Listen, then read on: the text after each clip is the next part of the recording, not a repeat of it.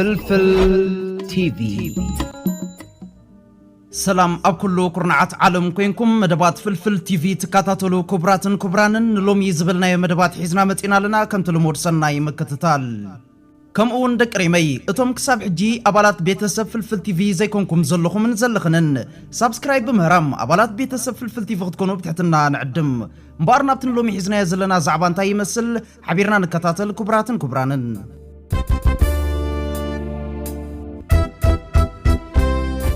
قدمنا مبار بزلو واحد صرتي مدبات كنجمر لعلواي لأخ منغستي إرترا ناب قبطي ببريزيدنت إسياس أفوركي زمرح لعلواي لأخ منغستي إرترا أب قربا غزي مس منغستي قبطي أب قداي كيح بحرن كارنا أفريكان زاتوكور استراتيجيكاوي ركبات كاكايدو مخانم زبطحنا حبريتا يحبر أبزي أكالن مقتصلتان كلتي أوي ممخخار أب أقدستي قدايات زخونة ركب بريزيدنت إسياس أفوركن ألسيسن مخبار متكلات أهوغراوي حقي مسرت زباوي سلام رقاتن متحققازن كزتيو تسبيتي قبر منشي نقفا بريس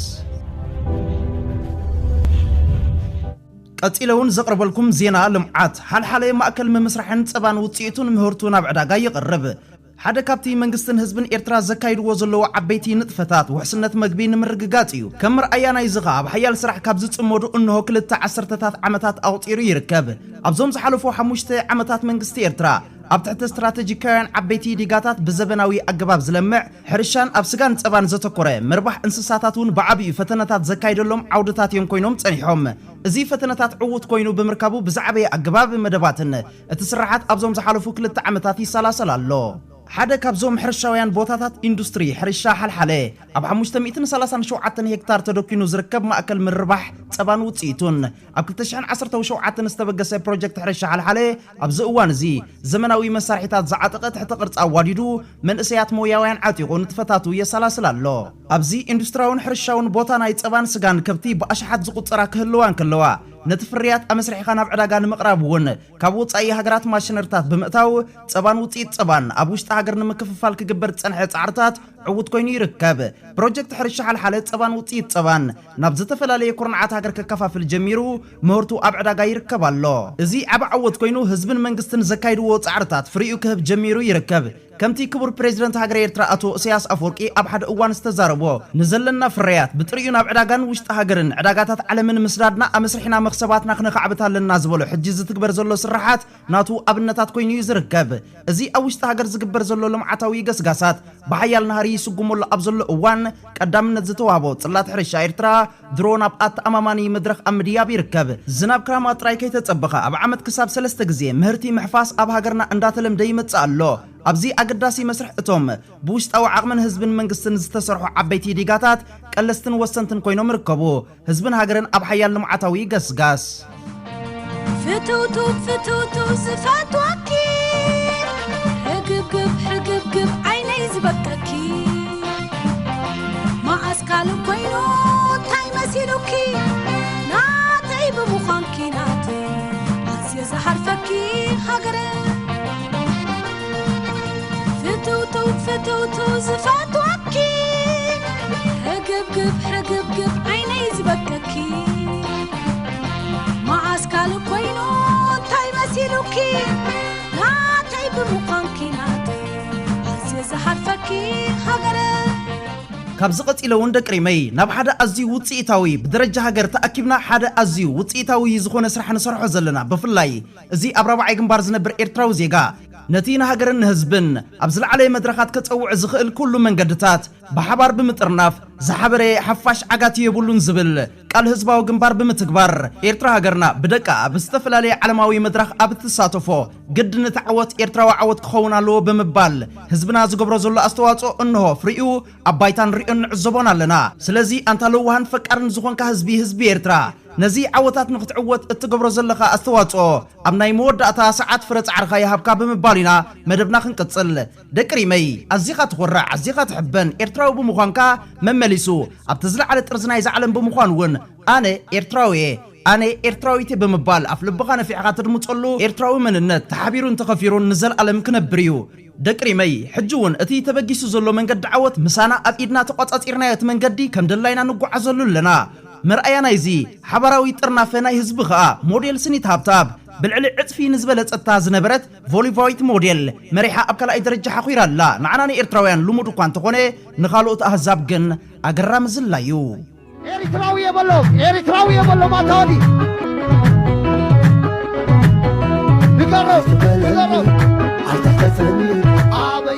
ኣብዚ ኸኣ ደቅሪመይ ስኒት ነታ ታይላንዳዊት ሞዴል ቀዳመይቲ ዘላ ገንጢላ ዘውዲ ወይዘሪት ዓለም ምድፋእ ርጉፅ እንዳኾነ ይመጽእ ኣሎ ኣብ ናይ ትማሊ መደብና ዝሰርሕናዮ ሞዴል ስኒት ሃብታብ ኣብ ሻድሻይ ደረጃን ከላ 36,000 ድምፅታት ጥራያ ኣኪባ ነይራ ሽዑታ ኸልእቲ ዝነበረት ቮሊቫዊት ወይዘሪት ልዕሊ 81,000 ኮሚራ ነይራ ይኹን እምበር ብዘገርም ቅልጣፈን ፍጥነትን ሕምባበን ልክዕ ከም ኦሎምፒካዊ ተወዳዳራይ ቢንያም ግርማይ ኣብ ቱር ደ ፍራንስ ዝረኣየና ስፕሪንት እንሆ ኣብዚ ውሽጢ 24 ሰዓታት እታ ናይ ቮሊቫ ተወዳዳሪት ጌና ካብ 81,000 ከይተንቀሳቐሰትን ከላ ኤርትራዊት ወይዘሪት ስኒት ሃብታብ ግን ናብ ልዕሊ 91,418 ነጥቢ ደይባላ እዚ ኸኣ ኣዝዩ ቅልጡፍ ዝኾነ ሕምባበ እዩ ደቅሪመይ እዚ ተርእዮ እዚ ንብዙሓት ኣህዛብ ኣገራሚ እዩ እንተን ዓናኒ ኤርትራውያን ግን ልሙድ ነገር ይክበሃል ይከኣል በዚ መሰረት ስኒት ኣብ ዝመጽእ 24 ሰዓታት ኣብዚ እዋን እዚ ብልዕሊ 11,000 ድምፅታት ትበልፃ ዘላ ታይላንዳዊት መሪሓታ ቀዳመይቲ ብምዃን ዘውዲ ወይዘሪት ዓለም ምድፋኣ ዘይተርፍ እዩ ንሕና ጻዕርታትና ጥራይ ንቐጽል ደቅሪመይ ንኸይድ ሃየ ኢደ ኢድካ ንበል ስኒት ሃብታብ ተዓዊታ ማለት ሃገረ ኤርትራ ኣብ ዓለማዊ መድረኽ ጸብለሊላ ኣላ ማለት እዩ 4 ነጥቢ ንዓናኒ ኤርትራውያን ከዓ እዚ ኣዝዩ ኣገዳሲ ዓብ ዓወት ስለ ዝኾነ ንኺድ ሕጂ እውን ኢደ ኢድካ ንበል ንኺድ ደቅሬም ኤርትራዊ የበሎ ማታወዲ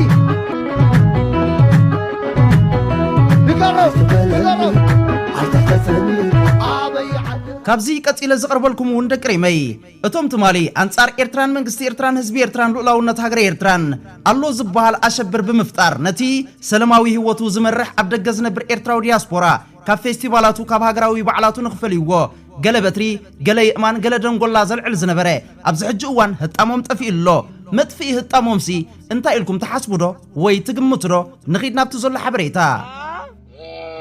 ወላሂ بينك يا فليلك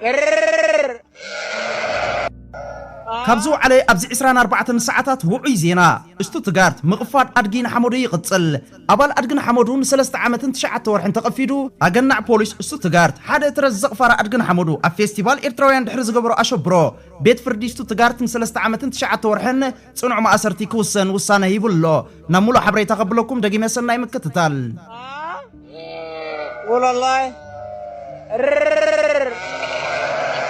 بينك يا فليلك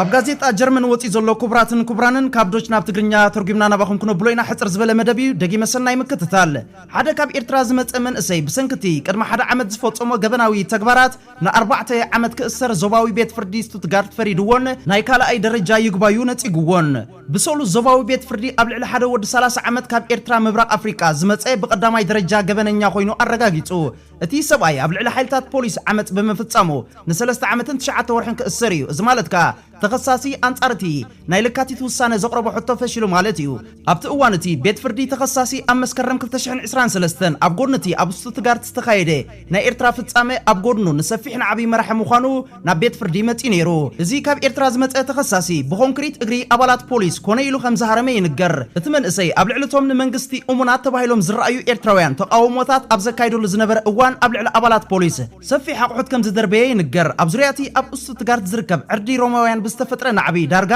40 ዝበጽሑ ህጹጽ ኣገልግሎት ዝህቡ ዝነበሩ ቆሲሎም እዮም ኣብቲ ናዕቢ ተኸሳሲ ንኻልእ ነገራት ሓዊሱ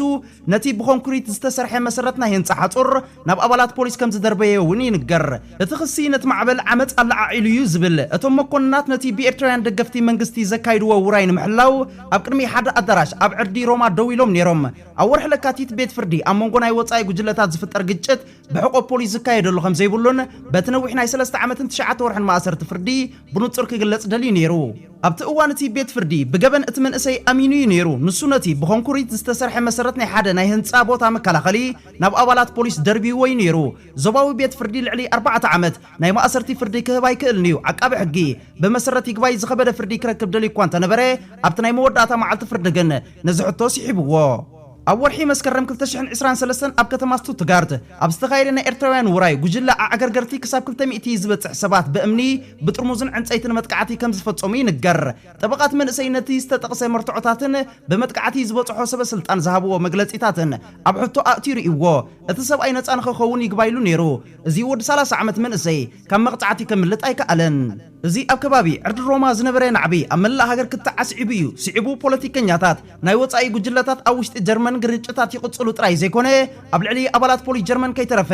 ዓመፅቲ ስጉምትታት ይውሰዱ ምህላዎም ነቒፎም ብሓፈሻ ቤት ጽሕፈት ዓቃቢ ሕጊ ኣብ ናይ ካልኦት ሓያሎ ጉዳያት ዓመፅ ፈጺሞም ዝተባሂሎም ዝተጠርጠሩ ድሮ ክሲ ኣቕሪቡሎ እቲ ኣብ ልዕሊ እቲ ወዲ 30 ዓመት ዝተኻየደ ፍርዲ ፖሊስ በቲ ናዕቢ ምህሳዩን ኣብ ልዕሊኦም ጭካነ ከም ዝተገብረን እውን ዘርኢ እዩ ሰበስልጣን ብዛዕባ እቲ ካብ መጠን ላዕሊ ዝፍጸም ዓመፅ ኣብ ቤት ፍርዲ ጸብጺቦም ገሊኦም ድማ ንብዓት እንዳነብዑ ኣብቲ ናዕቢ 39 መኮንናት ቆሲሎም እቲ ኣብ ልዕሊ እቲ ወዲ 30 ዓመት ዝቐረበ ፍርዲ ድሕርቲ ኣብ ዕርዲ ሮማውያን ዝተፈጥረ ናዕቢ ሓደ ካብቶም ሓያሎ እዩ ነይሩ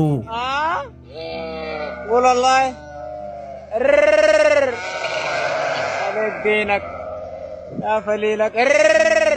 دقريمي እዚ ልዕሊለ ከም በበልኩም ጽናዕኹ ካብ ናይ ጀርመን ጋዜጣ ዝወፀ እዩ እቲ መስርሕ ጌና ሕጂ ዝጅምር ዘሎ ኩላ ኣሰር ጆን ብላክ ትስዕብያ ባራይ ትግራይ ኩሉ ቪድዮታትኩም ስኑ ድዩ ደምሲስኩም ምህዳም የለም ኣዳታ ይቕጽል ሕጂ ግርም ሼር ንግበሮ ደቅሪመይ እቲ ዘይፈለጠ ይፍለጥ እቲ ገበናት ዝፈጸመ ከዓ ይረዳእ እዩ ይሰወጦን ናቕፋ ፕረስ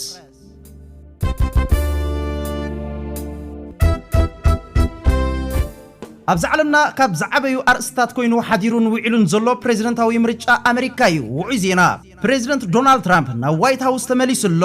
ገለ ከዓ ድቃስ ዝኣበየ ኣሎ ናብቲ ዘሎ ሓፀርቲ ምዕባለታት ከብለኩም ደቅሪም ደጊመ ሰናይ ምክትታል ባይዘወይ ትብል ጓልፈዳይን ሻዕብያ ፕሬዝደንት ናይ ግብፂ ዓብደልፈታሕ አልሲሲ ምስ ዶናልድ ትራምፕ ኣዝዩ ጥቡቕ ዝኾነ ውልቃዊ ዕርክነት እዩ ዘለዎም ሃየ ፕሬዝደንት ዶናልድ ትራምፕ ንአልሲሲ ማይ ቤስት ፍሬንድ አልሲሲ እንዳበለ እዩ ዝፅውዖ እሞሲ ደቂ ረይ ቆብ ደቢልኩምኒ ሒዝኩም ንደለኹም والله ግርም ደቂ ረይ ካብቲ ተሓሓዝና ኣብ ገለገለ ጉዳያትካ ሽፉን ከም ዕፉን ኢልና ጥር ንብሎ ጉዳይ ስለ ዘይሰኣን ልክዕ ከም ዝሓጅ ፀናሕናያ ወላ እኳ ውፅኢት ብወግዒ እንተዘይተገልፀ እቲ ብብዙሓት ተጻብኦታት ጉጅለ ሰብ ፀቢብ ረብሓ ክሓልፍ ዝፀንሐ ዶናልድ ትራምፕ መበል 47 ፕሬዝደንት ናይ ሕቡራት መንግስታት ኣሜሪካ ኮይኑ ተመሪጹሎ ፈቲና ጸሊእና ኣብዛ ንነብረላ ዘለና እንኮ ቁጠባዊት ዓለም ኣሜሪካ ርእሰ ሓያላን ሃገራት እያ ኣሜሪካ ብዓቕሚ ቁጠባዊ ወተሃደራዊ ዓቕሚ ቀዳመይቲ ሃገር እያ ጽልዋ ኣሜሪካ ኣብ ምምእዛን ፖለቲካን ቁጠባ ዓለምናን ኣቃሊልካ ዝረአ ኣይኮነን ስለዝኾነ እዩ ድማ ውፅኢት ፕሬዝደንታዊ ምርጫ ናይ ኣሜሪካ ኣተኩሮ መላእ ህዝብታት ዓለም ዝስሕብ ውፅኢት ምርጫ ናይ ኣሜሪካ ንካናዳ ንሜክሲኮ ንብራዚል ንቬነዙዌላ ወዘተ የገድሰን እዩ ውፅኢት ምርጫ ናይ ኣሜሪካ ንሃገራት ኤውሮጳ የገድሰን እዩ ንሩስያ ንዩክሬን ንቻይና ንኢራን ንኢራቅ ንሰሜን ኮርያ ንፊሊፒንስ ፓኪስታን ኣፍጋኒስታን ወዘተ የገድሰን እዩ ንእስራኤል ንቱርኪ ንሱዑድያ ንግብፂ ንቀጠር ወዘተ የገድሰን እዩ ንኤርትራ ንጅቡቲ ንኢትዮጵያ ንሱዳን ንኬንያ ንሶማልያ ንሩዋንዳ ናይጀርያ ኣልጀርያ ወዘተ የገድሰን እዩ ንኩሉ ህዝቢ ዓለም ይዕበይ ይንኣስ የገድሰ እዩ እዚ ስለ ዘገድስ ይምባር ክቡር ፕሬዝደንት ሃገር ኤርትራ አቶ ኢሳያስ አፈወርቂ ዶናልድ ትራምፕ መበል 47 ፕሬዝደንት ሕቡራት መንግስታት ኣሜሪካ ኮይኑ ብምምራጹ የውሃና ዝበሎ ክቡር ፕሬዝደንት ሃገር ኤርትራ አቶ ኢሳያስ አፈወርቂ ኣብ ፕሬዝደንታዊ ምርጫ ሕቡራት መንግስታት ኣሜሪካ መበል 47 ፕሬዝደንት ኮይኑ ናይ ዝተመርጸ ዶናልድ ትራምፕ ናይ የውሃና መልእኽቲ ሰዲዱ ፕሬዝደንት ኢሳያስ ኣብ መልእኽቱ ኣብዚ ትስፉ ህሞትን ታሪኻዊ ምልሶትን ብስም መንግስትን ህዝብን ኤርትራ ከምኡውን ብስም የውሃና ክብል ይፈቱ ድሕሪ ምባል ዘለናየ ግዜ ኣገራዊ ሰላም ልዕሊ ዝኾነ እዋን ኣዝዩ ኣገዳሲ ኮይኑ ከም ዘሎ ብምጥቃስ ኣብዚ ወሳኒ ጉዳይ እዚ ዘለካ ጉሉፅ መርገፂ ንምትግባር ሰናይ ምንዮተይ ይገልጸልካ ኢልዎ ኣብ መወዳእታ ፕሬዝደንት ኢሳያስ መምራጽ ፕሬዝደንት ዶናልድ ትራምፕ ኣብ ሃናፂ ዝምድናታት ምትሕግጋዝ ኤርትራን ሕቡራት መንግስታት ኣሜሪካን ሓድሽ ምዕራፍ ከም ዝኸፍት ዘለዎ ጽኑዕ እምንቶ ገሊጹ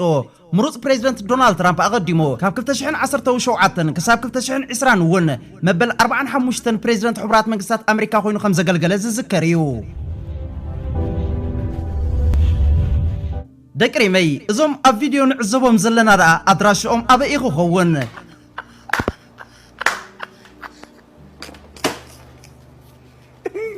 viewers apologize I'm continue እንኳን ማዓልት ምዕላይ አሻቀልት ወያነ አብቃዓና ንብላለና አሜን ደቅሬም ኩሎም አሻቀልት ወያነ ካብ ዝመጽእ ጥሪ 2025 ሩሖም ጠቅሊሎም ካብ ጻዕዳ ገዛ ክባረሩ እዮም እዞም ቀንዲ ሃንደስቲ ዕልቅልቅ ዞባናን አተባባዕቲ ዘራያት ማለሊትን ሎሚ ማዓልቲ ሓዞኖም ያ ንዓና ከዓ ሰብ ሓቅን ፍትሕን ግን ኣብ ጎደበና ሰላምን ሰናይ ጉርብትናን ክመጽእ ናይ ተስፋ ዕለትና ያ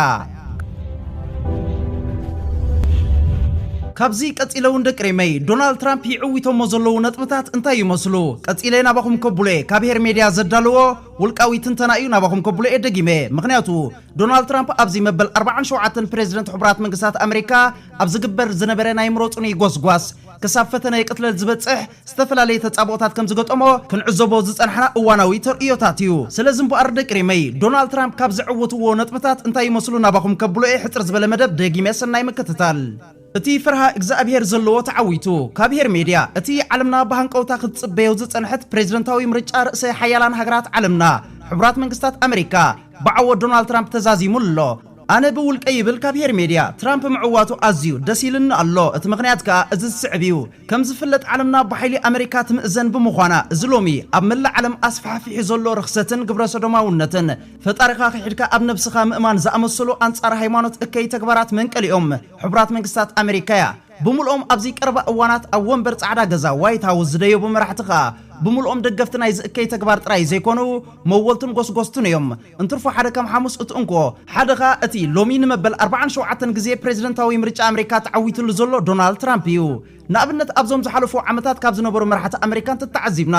ጆርጅ ቡሽ እቲ ቀንዲ ኣዋጂ ናይዚ ርኹስ ተግባራት ማለት ሓድሕድ ጾታ ወዲ ምስ ወዲ ጓል ምስ ጓል ንኽምርዓው ሙሉእ ናጽነት ዝሃበዩ ብድሕሪኡ ዝመጸ ኦባማ እውን እንተኾነ ካብ ቡሽ ዝገደደ ኮይኑ ይጸኒሑ እቲ ሓድሕድ ጾታ ንኽምርዓው ዓቲቡ ክሰርሓሉን ኣብ ጉዳይ እምነት እውን እንተኾነ እቲ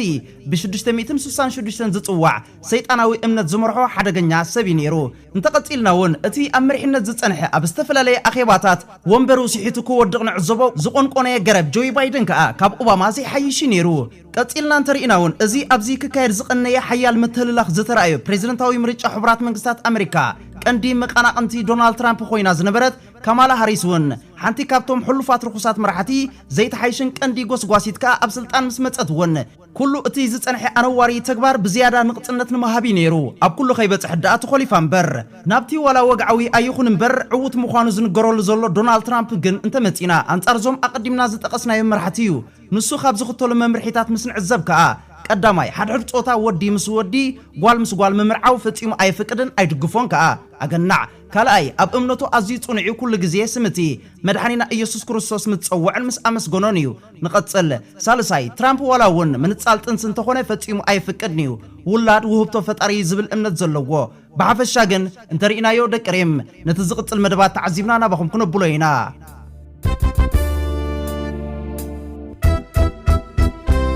ካብዚ ቀጽለን በአር ኩብራትን ኩብራንን ተኸታተልቲ ናብዛ ሲዒባ ትቐርብ ቪድዮ ንከታተል ምክንያቱ ንሕና ኤርትራውያን ክንፈልጦ ዝግባአና ነቶም አንጻር ኤርትራን ኤርትራውነትን እንዳጎስጎሱ ንምጥፋእ ኤርትራዊ ክብርታትን ንምብትታን ሓድነት ህዝቢ ኤርትራን ዝጽዕሩ ሰባት ዝተፈላለዩ መልእኽትታት ኣብ ዝፍንውሉ ንሕና ከም ህዝቢ ብፍላይ ከዓ እቶም ንኡሳት መንእሰያት ፈሊጥናን ተረዲእናን ሰሚዕናን ምስ ንጸኒሕና ነቲ ዝህብዎ መልሲ እነዳልወሉ እሞ ስለዚ ደቅሪመይ ታሪኻትና ኣብ ምፍላጥ ኣዝና ንኡዳት ክንከውን ደጊመ ብትሕትና ይዕድም ቅድሚ ናብታ ቪድዮ ምስጋርና ደቅሪም እዛ ኣብ ቪድዮ ንዕዘባ ዘለና ቃል ሓርበኛታት ኣቦታትና እስከ ነስተማቕሮ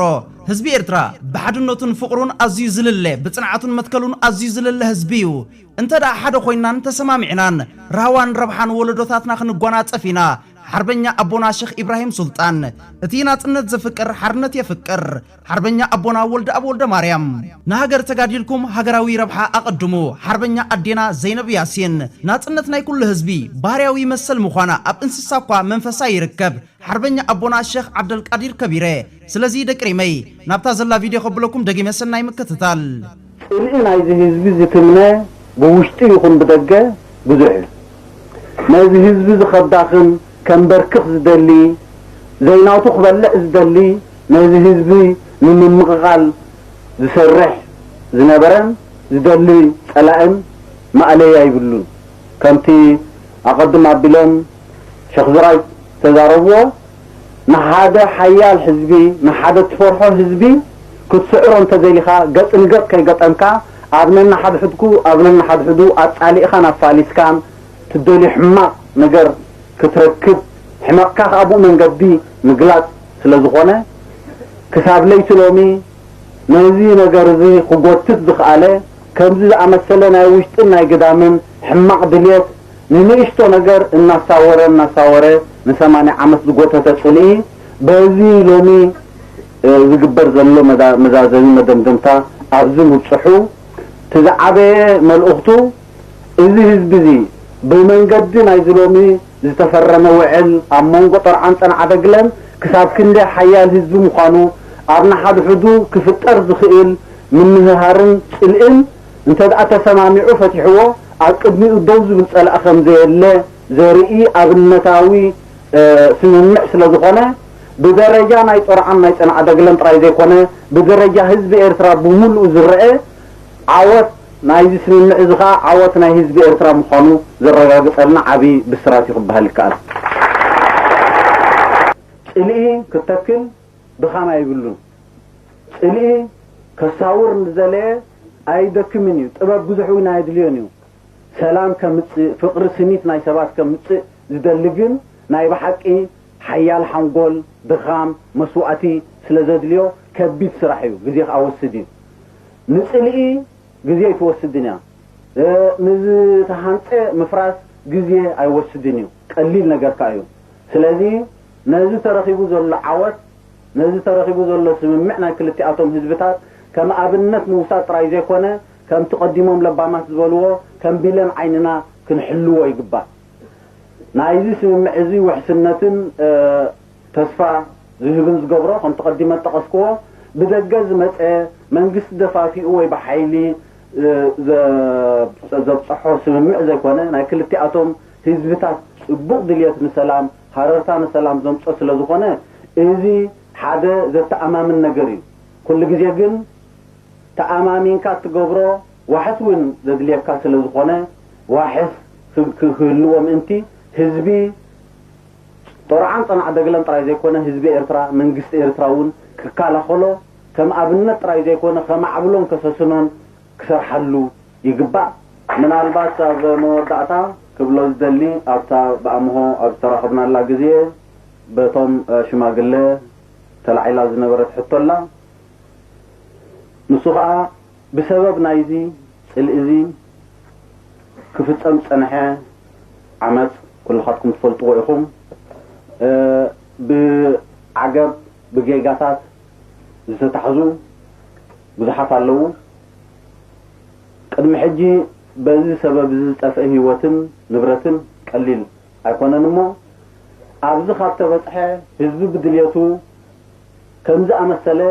سمع كفرمة كلهم عبزو قدايزي وبسبب نايزو قدايزي عب تحت قيدو تصنحو ناي كل تياتهم وقنات تحتتي محرات تغير لهم كم زلوي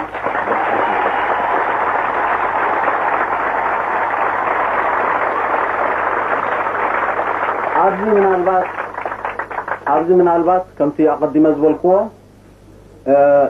صوبوز طفقو حوز متو حفتوز متو نبراتو زبرسو سب كل جزية يساعد كم زع مسألة قمت موسادون ناي مبال سمعت كترف سلازخيل كم زع عينت سمعت هكا ببغروب انت ذا أخبر كوع تقديفو ناب حماق نجر سلازدهب بمجمريا كم زع مسألة قناتات نزت هيوت بجكا منقصة سماء وارسوم نتوم بخمز مخنيات زب حدقا زودقو مبال حالفنا نقبر نجر يلن نحماق نجر كعب حماق يتدبسونيها نحماق نجر بصبوك تدبسو خلقا يصبوك زخون إذي ورازي ويزي حبرتازي صبوك ورا بقوان تخونه أورا بزقات أمزي نتوم بيتسب نايتوم ودو خاب كلتي أتوم وغنات صنعاتي هابكم زعبي نجر ترخيبو سلازلو نيشتو نجر عشيش الكام حلافو صبوقيو منتي تجرو زلو سممع كاب زعب نجر وين كحلف كسواع سلازقبو بذي محرت ناي منقستي زخونا يكون كريتا كحضركم يبلون كم مسوعتي نفقرنا كلتياتهم حزبታት مسنيتنا كلتياتهم حزبታት غيركم كم تجبر مسوعتي غيركم وسدو كبل فتو ابزي መንግስት ዘካይዶ ጻዕሪ በዘይካና ክልቲአቶም ወገናት ወከልትን ህዝብን ህዝብ ኤርትራ በሙሉ ነዚ ነገር እዚ ከተባብዑን ክድግፎን ግቡእ ስለዝኾነ ኣብ ርሑቕ ዘሎ ቀረባ ዘሎ ኤርትራዊ ክጽዕረሉን ክድግፎን ይሕተት ኣብዚ ናይሎም መዓልቲ ካብ ደስ ዘበለና ልብና ዘረስረሰ ሰማዕናዮ ዘረባ እንተልዩ ወከልቲ ናይ ህዝብታት ናይ ክልተ መንሳዕን ናይ ክልተ ማርያም ኣብዚ መጽዮም ናይ በሐቅ ነስምዕ እዚ ንምድጋፍ ዝተሰምዖም ደስታ ምግላጾም ክሳብ ክንደይ እዚ ስምምዕ እዚ ኣብ ርሑቕ ይኹን ኣብ ቀረባ ዘሎ ኤርትራዊ ከም ዝድግፎ ከም ዝደልዮ ዘረጋግጠልና ስለ ዝኾነ ኣብ ድሕሪ ሕጂ ዝመጹ ምዕባለታት ነዚ ስምምዕ እዚ ንምድልዳል ኣብ ዝግበር ጻዕርታት ኩላቶም ኤርትራውያን በዚ ኣብነታዊ ሎሚ ዝተገልጸልና ናይ ክልቲአቶም መንሳዕን ክልቲአቶም ማርያም ወከልቲ መንፈስ ህዝብ ኤርትራ ክደጋገፎ እምነተይ ላዕልዩ ደጊመ ንክልቲአቶም ህዝብታት ጦርዓን ጸንዓ ደግለን እንኳ ሓጎሰኩም ንህዝብ ኤርትራ ከዓ እንኳ ሓጎሰካ ካብዚ ንቅድሚት ከዓ ካብዚ ዝሓሸን ዝደልደለን ስኒትን ፍቅርን የምጻልና እብል ዘላለም ዝኽሪ ንስዋዕትና ዓወት مبار دقريمي كسب بخالي فيديو زملسكم تطعمو سسناي تطعمو نعصبات ودقت وودقنيتنا هاغراو خبرت زل علماو زخرن سماعاتنا وترو عوتن عفاش